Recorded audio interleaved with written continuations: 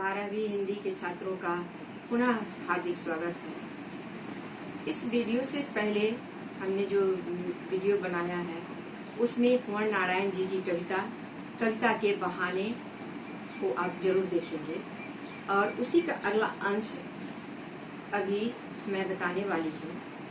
कविता एक खिलना है फूलों के बहाने। कविता इस यांत्रिकता के दबाव में, यांत्रिकता के युग में कवि को भय है कि कहीं कविता का अस्तित्व न मिट जाए। इसलिए कवि इस यांत्रिकता के युग में भी कविता की अपार संभावनाओं को टटोलने का प्रयास किया है। कविता एक खिलना है फूलों के बहाने। कविता का खिलना भला फूल क्या जाने, क्योंकि कविता क्षण भर के लिए नहीं बनती है। कविता कालजयी होती है और फूल कुछ देर के लिए खिलते हैं, कुछ पल के लिए भी खिलते हैं और बाद में उनकी परिणति मुरझाने में होती है। कविता के साथ ऐसा नहीं है। यहाँ कविता का खिलना भला फूल क्या जाने। कविता एक कवि ने तो कहा है, poetry is the child of nature. उसे हम यहाँ देख सकते हैं। काव्य हमें अकर्मण्यता का पाठ पढ़ाने के लिए नहीं कहता। अकर्मण्यता का पाठ नहीं पढ़ाकर हमें जीवन में उत्सुकता प्रदान करता है। उत्सुकता की ओर प्रवृत्त होने की कोशिश करता है। यह हमारी बुद्धि को नहीं, यह हमारे भाव को जागृत करता है।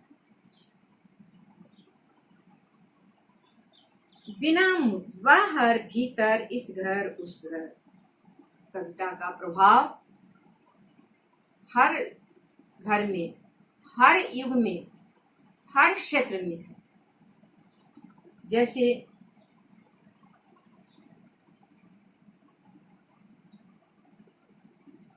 बिना मुरझाए महकने के माने फूल क्या जाने। फूल को नहीं पता कि उसका क्या अस्तित्व है, लेकिन कविताग्राही को उसका अस्तित्व पता है। कविता एक खेल है बच्चों के बहाने। जैसे बच्चों में अपार संभावनाएं छिपी होती है। खेल में वे अपनी जिजीविषा, उमंग, उत्साह, ऊर्जा सब का समग्र रूप एकत्रित कर देते हैं। और आनंद के लिए कविता भी तो आनंद देती है ना। रसो वैसा, रसानुभूति कराती है और रस ही तो जीवन है, आनंद ही तो जीवन है। सुख जीवन नहीं है। सुख में हमें उपलब्धि क्षण भर के लिए प्राप्त होती है, लेकिन वो क्षणिक होती है। कविता की उपलब्धि, कविता के आनंद की उपलब्धि शाश्वत होती है। यहाँ जिस प्रकार बच्चों में असीम संभावनाएं हैं, और ठीक उसी प्रकार सूरदास ने कहा भी है, खेलन में को काको को सैया। बाल मनोविज्ञान का चित्रण खेल के समय देखा जाता है। बच्चे खेल में गुस्सा नहीं करते, पल भर के लिए गुस्सा करते भी हैं तो फिर पुनः उनका गुस्सा उड़ जाता है। ठीक उसी प्रकार कविता, यदि किसी को लगे कि इसका क्या अस्तित्व है, आप उसका अध्ययन करें, फिर आप देखिएगा कि आपके जीवन में कितना परिवर्तन लाने का प्रयास करती है।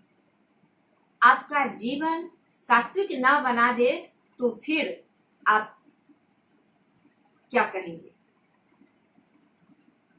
वास्तव में कविता के माध्यम से हमारा जीवन सत्यम शिवम सुंदरम से ओतप्रोत हो जाता है और जो सत्य है वही शिव है। शिव अर्थात कल्याणकारी, और जो कल्याणकारी है वही सुंदर भी है। तो क्या आप नहीं चाहेंगे कि आपका जीवन सुंदर बने? क्या सिर्फ भौतिक वस्तुओं से ही अपना जीवन सुंदर बनाना चाहेंगे?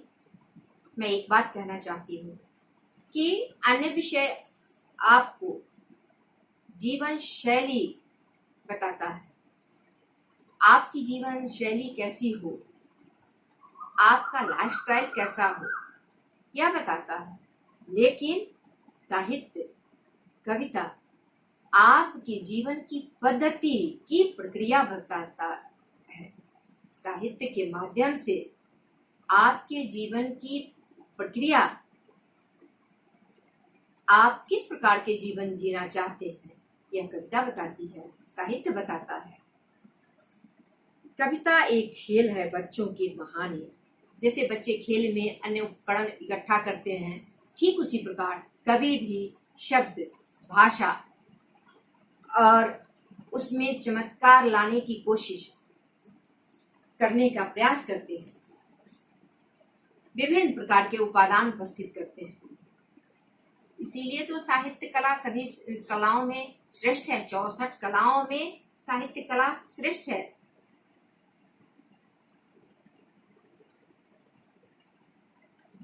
आप यहाँ थोड़ा ध्यान देंगे शब्द पर। शब्द का संयोजन, शब्द का बड़ा महत्व होता है। आप शब्द को अनावश्यक खर्च ना करेंगे। जिस प्रकार पैसे अनावश्यक खर्च करते हैं, वैसे शब्द का नॉट एनफ फ्री स्पेस। लाइए, यह हुआ 6:30 मिनट। तो इसको काट क्यों नहीं देते हैं? तो कट ही गया।